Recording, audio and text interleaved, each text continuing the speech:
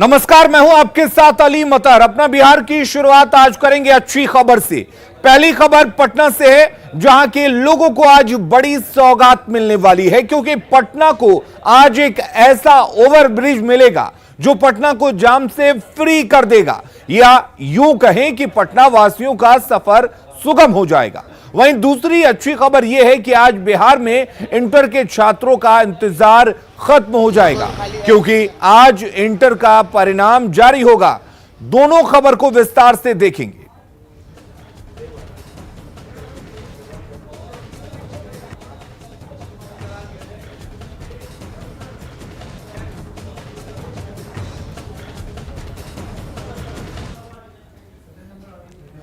तो पहले बात पटना वासियों के लिए अच्छी खबर की। आज पटना वासियों को आर ब्लॉक चौराहे से जीपीओ गोलंबर तक नए फ्लाईओवर का तोहफा मिलने जा रहा है। इस नए फ्लाईओवर का उद्घाटन आज सीएम नीतीश कुमार करेंगे। इस फ्लाईओवर के खुल जाने से कंकड़बाग, करबिगहिया, बुद्ध मार्ग और एयरपोर्ट जाने वालों को राहत मिलेगी। साथ ही कंकड़बाग से गांधी मैदान या एयरपोर्ट की दूरी 10 मिनट में तय होगी। नए फ्लाईओवर का जायजा लिया हमारे संवाददाता रवि एस नारायण ने। होली से ठीक पहले पटना वासियों को एक बड़ा तोहफा मिलने जा रहा है।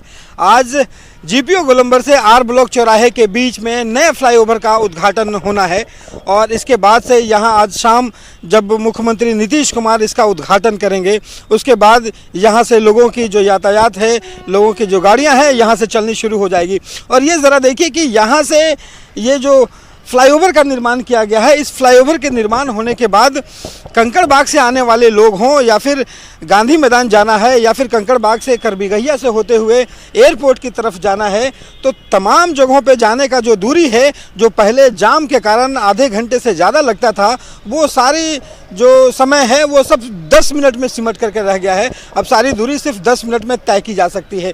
और यहाँ पे देखिए उद्घाटन के लिए तमाम जो यहाँ पे तैयारियां हैं वो लगभग पूरी हो गई हैं और यहाँ पे शाम के 4 बजे यहाँ पे मुख्यमंत्री नीतीश कुमार और तमाम डिप्टी सीएम से लेकर तमाम लोग जो रहेंगे यहाँ पे मौजूद रहेंगे और यहाँ पे उसकी तैयारियां कर ली गई हैं। और ये देखिए एक बड़ा सा होर्डिंग लगाया गया है बिहार राज्य पुल निर्माण निगम की तरफ से, जो कहती है कि हम विश्वास का सेतु बनाते हैं। तो पटना में लगातार जिस ढंग से यहाँ पे निर्माण हुए हैं फ्लाईओवर, उसी के बाद ये जो जीपीओ गोलंबर और आर ब्लॉक के बीच ये जो फ्लाईओवर का निर्माण हुआ है, ये बड़ा राहत लेकर के आने वाला है। और निश्चित रूप से ये जो फ्लाईओवर जो बना है, तो इसका जो कनेक्शन है, आप जैसे कहें कि मैं अभी काफ़ी लंबे रूट से चल कर आ रहा हूँ, क्योंकि आज इसका इनॉग्रेशन भी होना है, तो इसमें मेरा काफ़ी वक्त बर्बाद हुआ है। और अगर ये फ्लाईओवर बना हुआ होता तो काफ़ी कम वक्त में जो मैं यहाँ पहुँच सकते हैं कि होली में ये पटना वासियों को तोहफा मिला है। जी बिल्कुल बिल्कुल, इसके लिए बिहार की जो सरकार है वो बधाई का पात्र है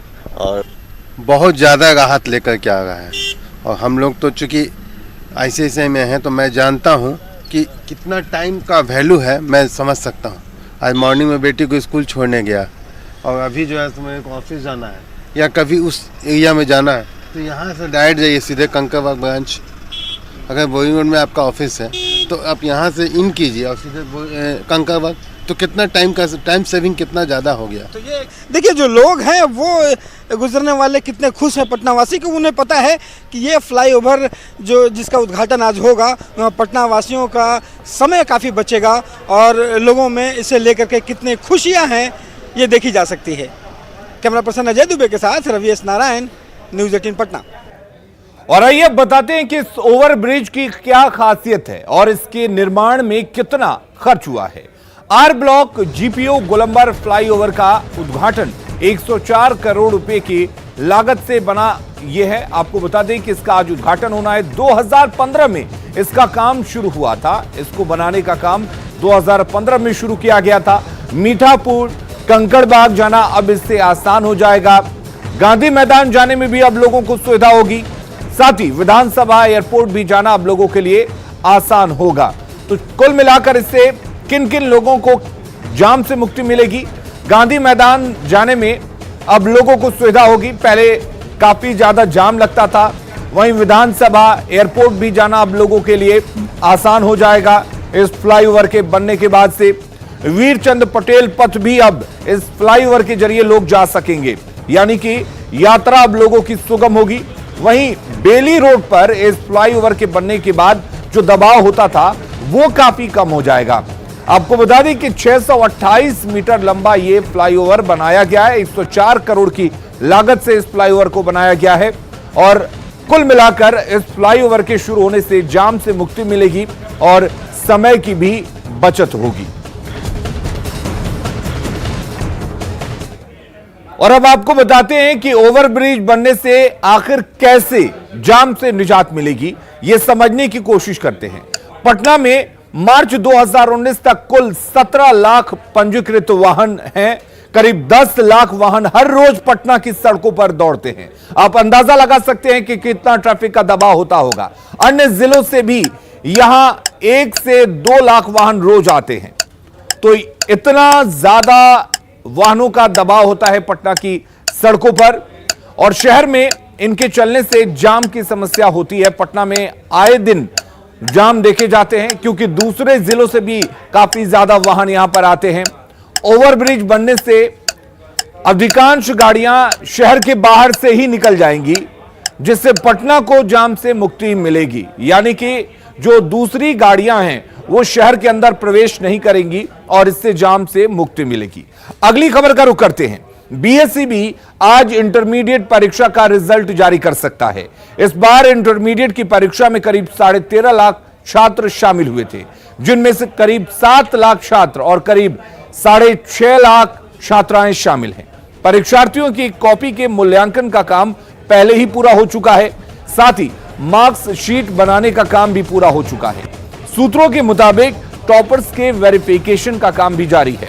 बोर्ड के अध्यक्ष आनंद किशोर पूरी प्रक्रिया पर नजर बनाए हुए हैं।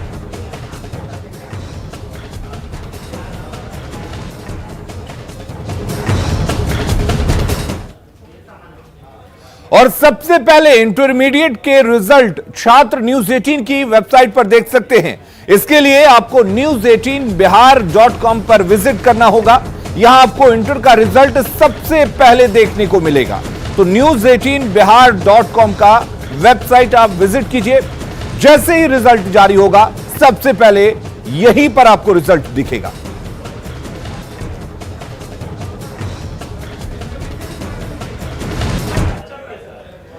अगली खबर की शुरुआत कुछ सवालों से करते हैं। क्या बिहार में विपक्ष के नाम पर गुंडागर्दी हो रही है?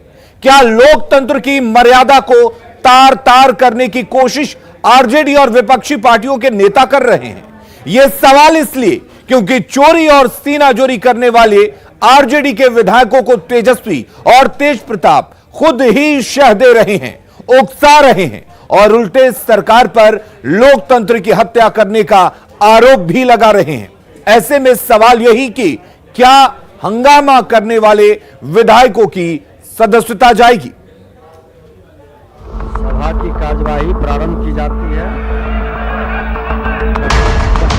अरे सुनिए तो 2 बजे दिन तक के लिए स्थगित की जाती है। बिहार में संवैधानिक मर्यादा का चीरहरण। बिहार में विपक्ष के नाम पर गुंडा तंत्र हावी। विरोधियों की सीनाजोरी से छलनी हुआ सदन, क्योंकि बिहार में नेतागिरी नहीं गुंडागर्दी है।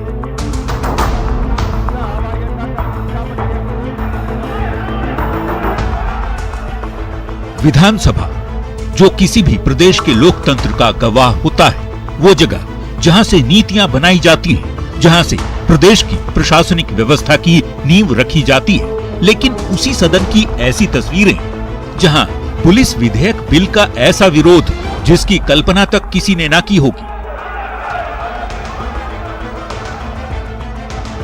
बिहार विधानसभा के स्पीकर पर कागज के टुकड़े फेंके जा रहे हैं। डिप्टी सीएम से पेपर छीनने की कोशिश की जा रही है।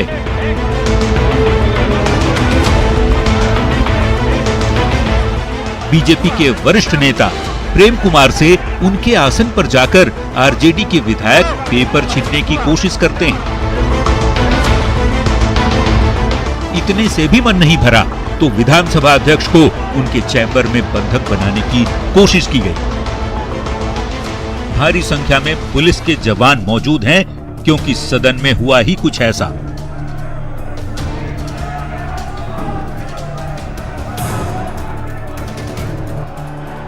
विधानसभा से महिला विधायक समेत तमाम विपक्षी विधायकों को मार्शल की ओर से जबरन हटाने की नौबत क्यों आई?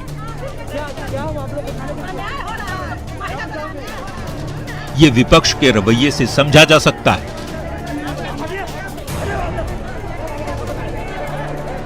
मंगलवार को विपक्ष के नेताओं का ये रूप आपने देख लिया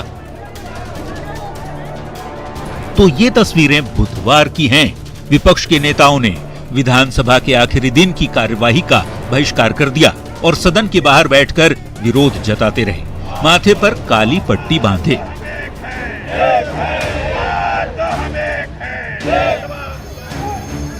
विधानसभा परिसर में देखिए, एकमा से आरजेडी के विधायक श्रीकांत यादव और मनेर के विधायक भाई वीरेंद्र कैसे पुलिस से तीखी बहस कर रहे हैं। साथ में खड़े हैं मधेपुरा के विधायक प्रोफेसर चंद्रशेखर।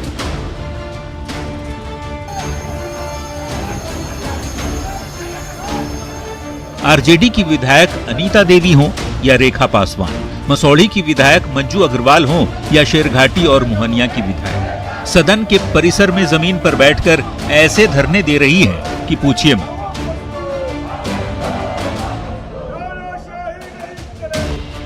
अब मंगलवार की ये तस्वीर भी देख लीजिए, जिसमें स्पीकर के आसन पर नेता प्रतिपक्ष तेजस्वी यादव अपने भाई तेज प्रताप के साथ चढ़ गए, लेकिन सदन के भीतर पुलिस बलों की तैनाती और हंगामे के बीच तेज प्रताप मोबाइल से वीडियो बनाते रहे।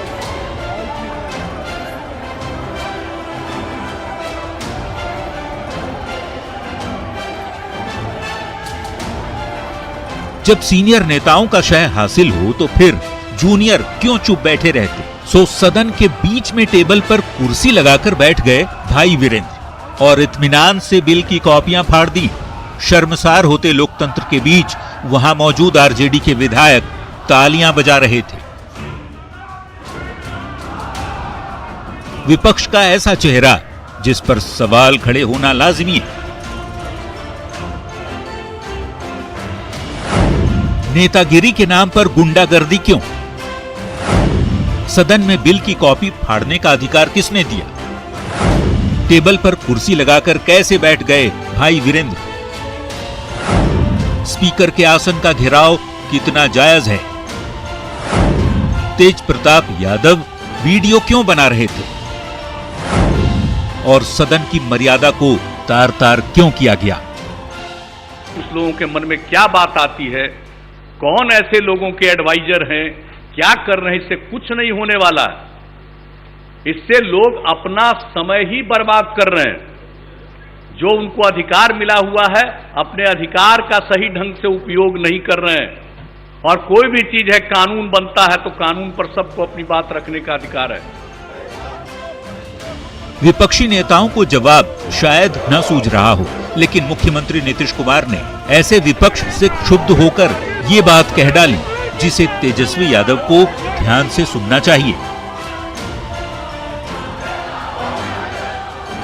काश ऐसी नसीहत बिहार के विपक्षी नेता समझ पाते, उस पर अमल कर पाते, लेकिन नहीं, उन्हें तो हर मुद्दे पर सियासत चमकानी है, सरकार के हर फैसले का विरोध करना है। ऐसे में कैसे मजबूत हो पाएगी विधायिका? कैसे मजबूत होगी जनता के बीच नेताओं की साख? और कैसे मधुर हो पाएंगे सरकार और विपक्ष के रिश्ते? समझना मुश्किल नहीं। न्यूज़ 18 के लिए पटना से अमित सिंह के साथ ब्यूरो रिपोर्ट। और भागलपुर के लोगों का कहना है कि विधानसभा में मंगलवार को जो कुछ हुआ वो ठीक नहीं हुआ। जनता के चुने हुए प्रतिनिधियों से ऐसे आचरण की उम्मीद नहीं थी। नहीं होना चाहिए। ये स्वस्थ राजनीति का कोई कारण नहीं है। आदमी हर चीज़ को, और जनता इस चीज़ को उम्मीद करती है कि आप किसी भी महत्वपूर्ण विषय पर कोई विचार विमर्श करते हैं, कोई निर्णय लेते हैं। नहीं, ये तो बिल्कुल गलत बात है। इसमें जो है कोई भी चीज़ जो है बैठ के निराकरण किया जाता है, उस चीज़ का जो है इस तरह से हंगामा करने से जो है उसका कोई उचित निराकरण जो है नहीं निकल पाता। ये दोनों भाई जो है मिल करके इस देश को बर्बाद करने पे जो तुला हुआ है।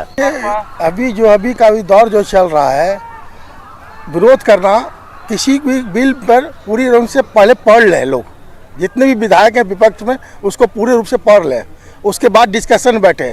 चिल्लाने हंगामा करना और ना पढ़ना, खाली बोलना है काला कानून है, काला कानून, ये तो मानसिकता उसकी दिखाती है कि वो जाहिल है ये विधायक से। नहीं, बिल्कुल नहीं होना चाहिए। अभद्र भाषा का प्रयोग भी नहीं होना चाहिए और इस तरह शांतिपूर्वक ढंग से सारा चीज का निपटारा होना चाहिए। सड़कों पर जिस तरह से और विधानसभा में हंगामा दिखा, क्या लगता है जनप्रतिनिधियों को इस तरह का करना चाहिए, तो आम लोग क्या करें? नहीं, बिल्कुल नहीं करना चाहिए। और खगड़िया के लोगों ने विधानसभा में विपक्ष के व्यवहार पर आपत्ति जताई है। लोगों में तेजस्वी के अपशब्द को लेकर नाराजगी है। देखिए संवाददाता दिग्विजय की रिपोर्ट।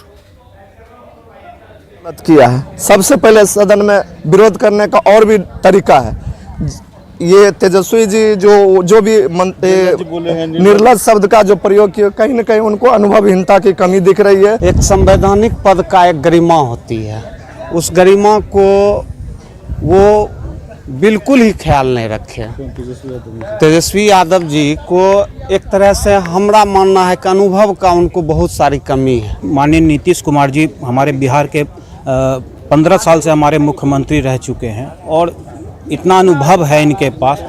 और जहाँ रहा तेजस्वी यादव का जो अनुभव का हीनता दिखाती है और वो उनके विषय में इतना कुछ कहना मेरे ख्याल से एकदम निंदनीय है। अब शब्द का प्रयोग नहीं होना चाहिए। ये गरिमा है, पद की गरिमा है, मुख्यमंत्री के कुर्सी पर बैठे हुए हैं, ये भी नेता प्रतिपक्ष के कुर्सी पर बैठे हुए हैं, लेकिन ऐसा करना बिल्कुल बिल्कुल गलत।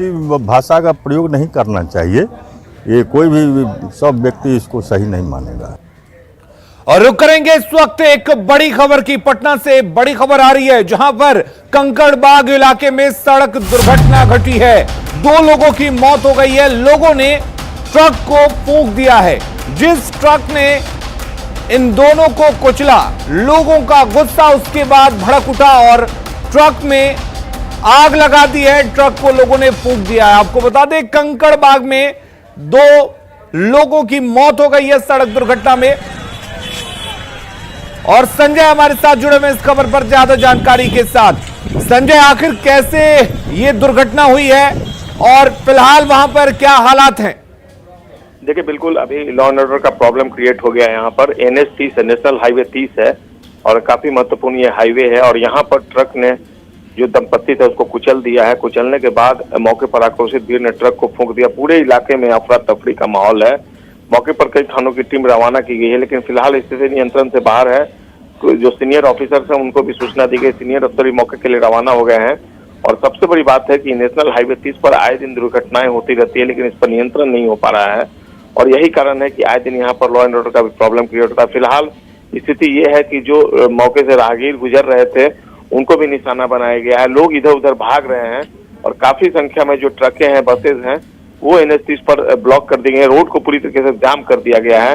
और महात्मा गांधी सेतु हो या फिर झारखंड से आने वाले रास्ते हो या फिर इधर फुलवारी शरीफ से लेकर जो कोइलवर से रास्ते आते हैं, इसी NH30 से होकर ये गुजरती हैं ट्रकें और बसें। और ऐसे में फिलहाल स्थिति को नियंत्रण में करना पुलिस के लिए एक बड़ी चुनौती बन गई है। जी चलिए संजय, बहुत बहुत शुक्रिया आपका तमाम जानकारी देने के लिए। होली में अब कुछ ही दिन बचे हैं। शराब तस्कर शराब की तस्करी धड़ल्ले से कर रहे हैं। हर शहर से शराब की बरामदगी हो रही है। तस्कर सलाखों के पीछे जा रहे हैं। होली से पहले टल्ली होने का जुगाड़, होली में कमाई का जुगाड़।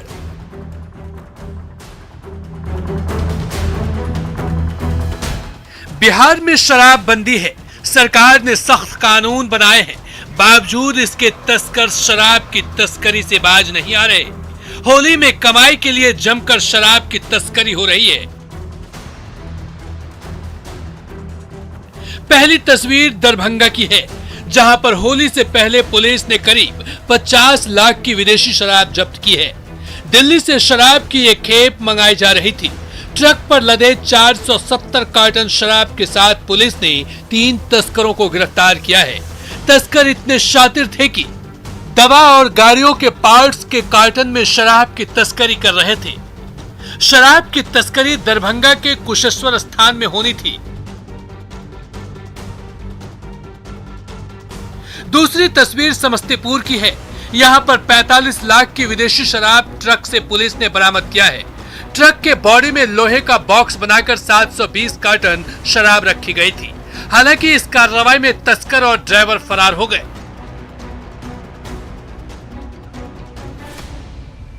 तीसरी तस्वीर नवादा की है, जहां पर देसी और विदेशी शराब को उत्पाद डिपो में नष्ट किया गया।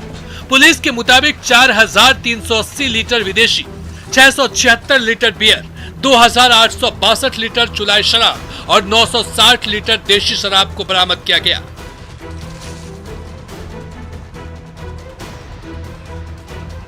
चौथी तस्वीर मुंगेर की है, जहां पर तस्करों का शिकंजा कसते हुए पुलिस ने एक बड़े शराब कारोबारी को गिरफ्तार किया, जो देसी शराब का धंधा करता था। इसके अलावा महुआ शराब के साथ एक महिला तस्कर भी अरेस्ट हुई है। पांचवी तस्वीर लखीसराय से आई, जहां पर गिट्टी लदे हाईवा से विदेशी शराब बरामद हुई है। करीब 250 कार्टन शराब जब्त हुई है, जिसकी बाजार में कीमत 35 लाख रुपए थी। झारखंड से लाई जा रही शराब के साथ 3 तस्करों की गिरफ्तारी हुई है।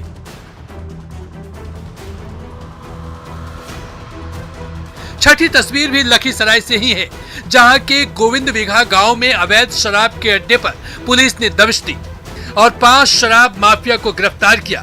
यहां से भारी मात्रा में देशी शराब भी बरामद हुआ है। कुल मिलाकर सरकार की सख्ती के बाद प्रशासन मुस्तैद है।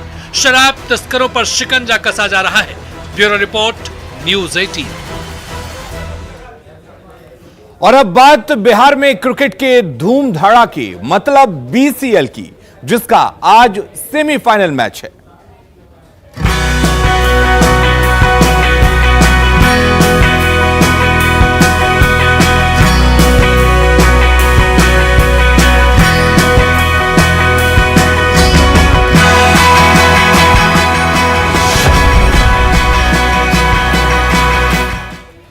तो बीसीएल में आज सेमीफाइनल मैच खेले जाने हैं। आपको बता दें, आज ही दोनों सेमीफाइनल मैच खेले जाएंगे। बड़ी खबर इस वक्त आपको बता दें, बीसीएल में आज दोनों सेमीफाइनल मैच खेले जाएंगे।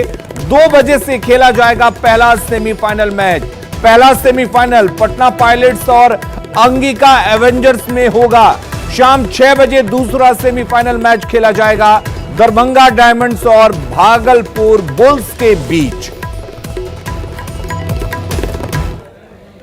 खबरें लगातार जारी रहेंगी, जल्द लौटते हैं।